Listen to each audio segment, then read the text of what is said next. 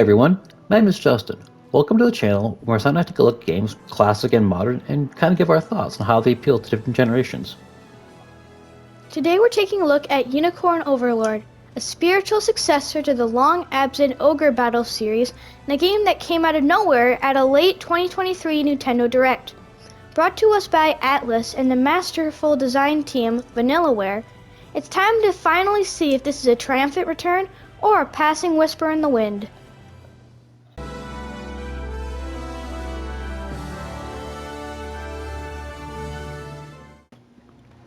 So to recap what we already covered in our demo review, you play as Elaine, the Prince of Cornea who was whisked off to safety by Joseph after your mother was killed when the kingdom was overthrown.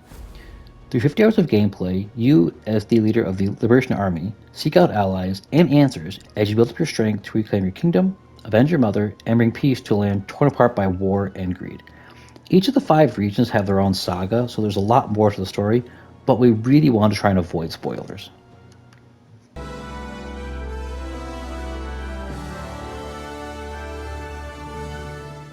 You play as Elaine, and as a main character, he's great. He's a wonderful blend of offense and defense, which makes him flexible enough to work with anyone. As a character, he's positive and really tries hard to find the good in people. It makes him really easy to root for. That said, with a cast this large, it'd be impossible to talk about everyone. So, who are your, say, top 3 characters, son? My favorites would probably be Travis, Hilda, and Ramona. Travis is a really interesting character with his history as a tricorn mercenary and a scout for us. In combat, it's really cool seeing him work as a dodge tank and keeping people from the back row from getting hit. I really like how he talks smack when they miss him, like, "Nope, saw that coming." Hilda's cool because she's riding a frickin' wyvern. "Oh, you have archers in the tower across the river? I don't even need a road, I can just fly over." Oh, and her Dragoon dive ability is stupid strong. If you have the Valor points, you can chain her Dragoon dive and take out multiple enemy units at once. Did I mention she's riding a frickin' wyvern? Because it doesn't get much cooler than that. Lastly, Ramona was really interesting. I've never seen a game with an owl character before. Like Hilda, if she's the leader, she can just fly around, which, with her healing assist, having her able to fly around, really ups her utility. Add in her Moonlock ability, which makes her faster at night, and she's basically a healing bullet during the night. Man, I wanted to talk about Hilda, but you took her, so I'll go with Melisandre, Aubin, and Adele. Adele is just a goofball. Most of his report conversations are him getting drunk and or saying something stupid or dumb. He's the butt of a lot of jokes. He's a big, lovable doofus, but if you build him up, he becomes an absolute monster in battle. And as a leader, he gives great speed to the squad that he's in. Now, Aubin is one of the earliest characters that joined you, and I regrettably didn't build him until later in the game. I regret it as he's really strong. The thing is though, when you reach Dragonhold, you get to explore a lot more of his backstory, and it really builds depth into him as a character, and I appreciated that the developers sprinkled that stuff into the game and just wrote it all so well. Melisandre, though, that's my girl. First, her design is great. She looks awesome, her animations are beautiful. Her story is good as the last daughter of a disgraceful house, but her personality is so dang good. Girl is down bad for Elaine. Like, I've never seen a game where a character straight up says, "I don't need to be your queen, just one of your consorts." Now, she does renege on that if you pick her later on in the game, but it's still really funny and a great example of the depth the game gives almost all of its characters, while also not taking itself too seriously.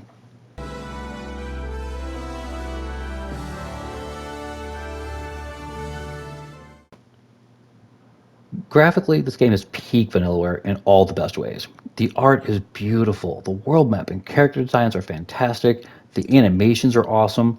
Sure, there's a few units where it's like, really, you're wearing that into battle? But as a whole, it's toned down. The armor, for the most part, makes sense, and it all just looks awesome. Yeah, the witches in combat. Like, seriously, can't you just put on a robe or something? The animations really jumped out to me. Each unit type had its own animations, and they were so cool that every battle kind of felt like its own mini cutscene. Sometimes it was hard to tell just what was a battle and what was a cutscene because of how cool the battles looked. I really liked the music. It was calm and peaceful in the world maps and menus, but the battle themes were epic. Not super in-your-face and distracting, but set a great tone. They also did a good job with the sound effects, the clash of a sword and shield, the way fireballs blaze or a catapult boulder crashes to the ground. Just really cool stuff. You read my mind, bud. The voice acting was also pretty dang solid across the board. There are a few lines here and there that are a bit flat and have you thinking, really? That's the best take you had? But on a whole, I think they did a great job. Now, there has been some people getting bent out of shape about localization, and while the overly flowery language can be a bit much, it's really not that bad, and honestly, I hardly noticed it as the game went on.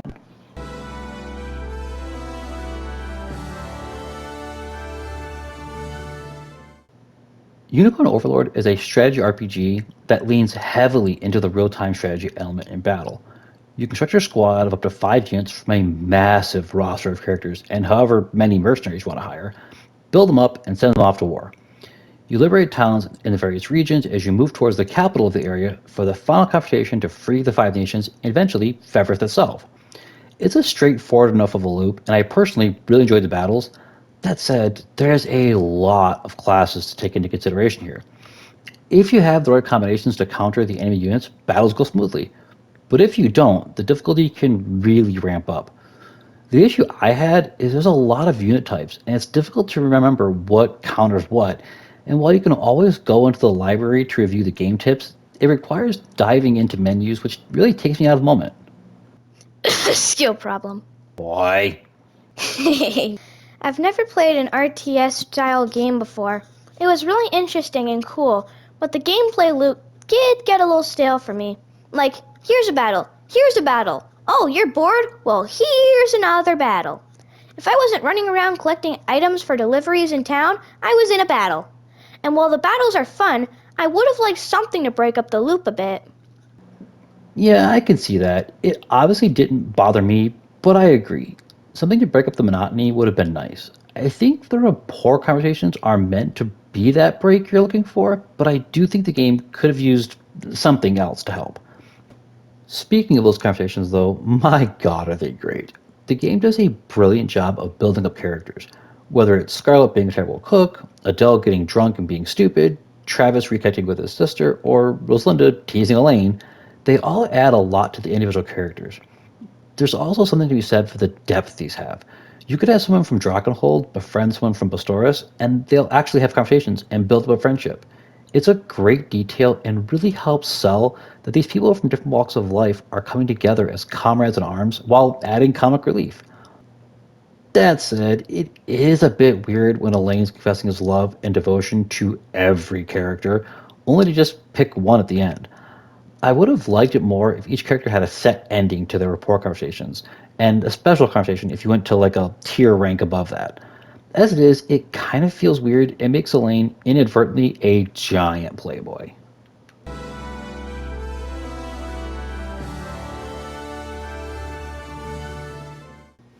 Unicorn Overlord scratched a 20-year itch for me. As a fan of the old Ogre Battle games, I've always loved the squad building RTS style that game had. It's very different from the tactical RPGs we get today in things like Fire Emblem or Triangle Strategy. The game grabbed me and it just didn't let go, and I think the fact it's selling out seemingly worldwide is speaking to the draw it has. That said, I need to be fair and point out that there are flaws here. The rapport conversations are great, but as I mentioned, Elaine professing love and devotion to everyone is a bit weird. Some battles, even on harder difficulty, are really easy. There's one quest you can't even complete until you beat the game, and the reward is so laughable, I almost think it's a gag by the devs. And there's just a lot going on between squad management and individual tactics. Now, this didn't ruin the game for me, but they are noticeable. The big one for me, though, is the game was built as this big open world, do everything at your own pace and in your own order. And while the first few zones play into that style, as you get going later in the game, it will kind of gate itself off. You'll have a mission unlocked and see something you want to explore, but the game won't let you go there, and if you try, it'll force you back into the fight. I get it from a story perspective, but it does break the game up and it makes it much more linear as the game goes on. All that said, the ending of this game was so dang good. A fun final battle, great revelations, a really satisfying wrap up. I do wish some of the late game lore dumps we got had been sprinkled in throughout the game instead of being, well, late game lore dumps. But all things considered, this is the Pikmin 4 of 2024 for me. A great game I didn't see coming, but absolutely loved. I'm giving Unicorn Overlord an 8.75 out of 10. This is a great game with some flaws, and I think if you like strategy RPGs, this is an absolute must play. I see your points, Dad, but unfortunately, I'm gonna have to disagree. I did enjoy the game, but I'm gonna give this a 6.5 out of 10. I liked it, and certainly see where you're coming from and why you love it so much, but as much as I wanted to, it just didn't click with me. As I mentioned, the loop got stale after a while. Things like the report conversations were hilarious. No, not the stew! You can skip these if you want, but it's really cool if you listen to them, and it'll give you tips on what items characters like. And if you give them those items, it increases your report ranking, which is really helpful. I liked the art and music design and thought it was really cool. But in the end, it just didn't click with me. The stories for the different nations were fine, but I think it took some focus off the Emperor and put more on the individual baddie of the area. The lack of things to do outside of the battles and the overwhelming number of classes and characters just didn't work for me. There's a lot of good here, and maybe I'll appreciate it more when I get older. But for now, yeah, just wasn't my thing. So that's our full thoughts on Unicorn Overlord. Did you enjoy your tour through Fevrith, or did you fall to the Empire? Comment below and let us know. And as always, if you like our work, support us with a like, comment, and subscribe. Thanks, everyone!